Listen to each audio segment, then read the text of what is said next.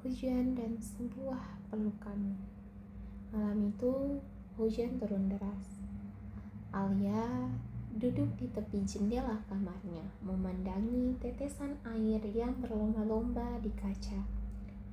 Dunia di luar terasa dingin, kosong, dan penuh dengan kebisingan yang tidak pernah berhenti.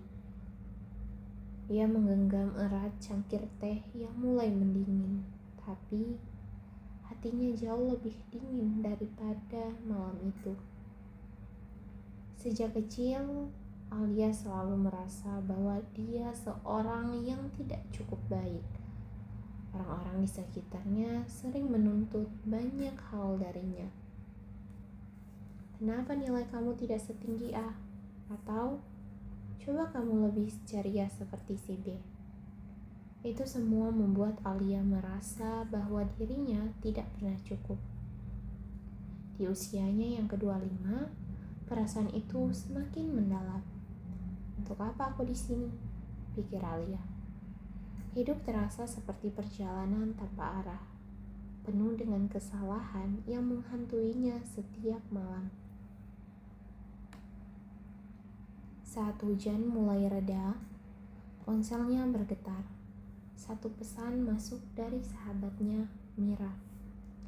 Alia, besok pagi kita ketemu sebentar. Aku kangen kamu. Alia menatap pesan itu lama, ragu untuk membalas.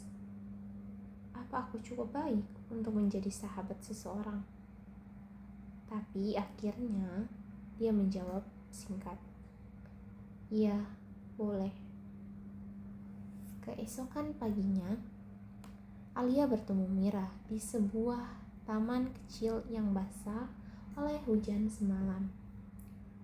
Mira sudah menunggunya di bangku kayu, mengenakan jaket tebal dengan senyuman yang khas.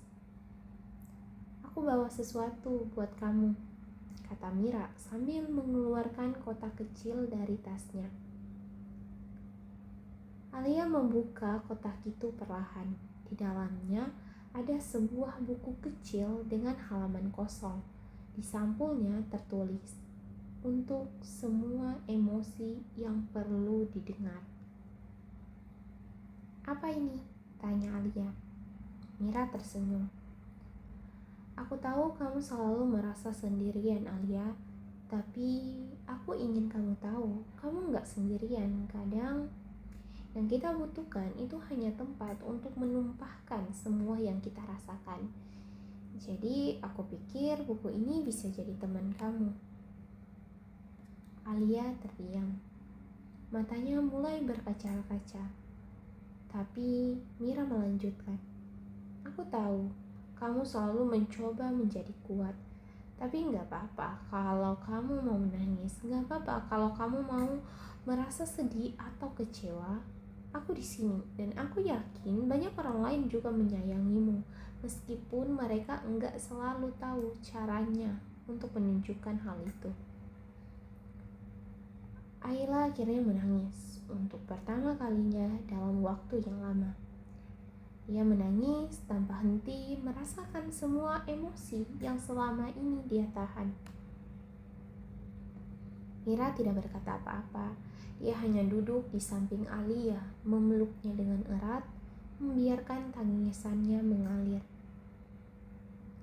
Aku merasa tidak berguna, Mira, isak Alia. Mira menggelengkan kepalanya dan berkata, itu gak benar, Alia.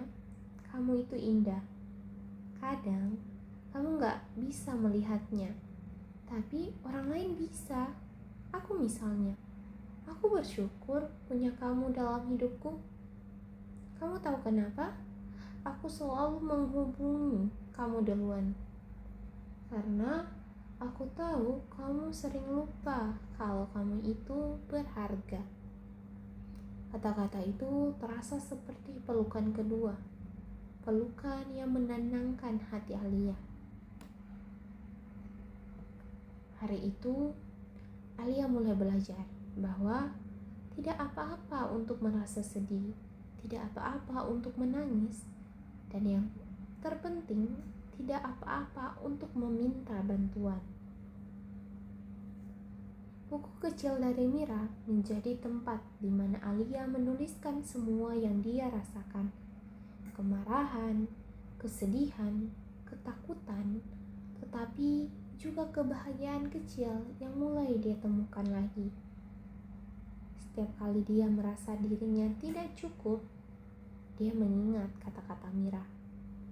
Kamu indah, meskipun kamu sendiri belum melihatnya.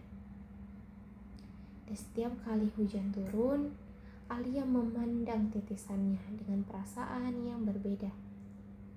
Hujan tidak lagi hanya melambangkan kesedihan, tetapi juga kesempatan untuk membersihkan luka, untuk memulai kembali, dan untuk menerima bahwa emosi adalah bagian dari perjalanan hidup yang indah. Jika kamu mendengarkan cerita ini dan merasa seperti Alia, ingatlah, tangisanmu bukanlah kelemahan. Itu adalah caramu belajar memahami hatimu. Kamu berharga, bahkan ketika kamu merasa tidak ada yang peduli. Ada orang yang menyayangimu, bahkan jika mereka tidak selalu bisa untuk menunjukkan hal itu. Berjalanlah perlahan, berikan dirimu waktu.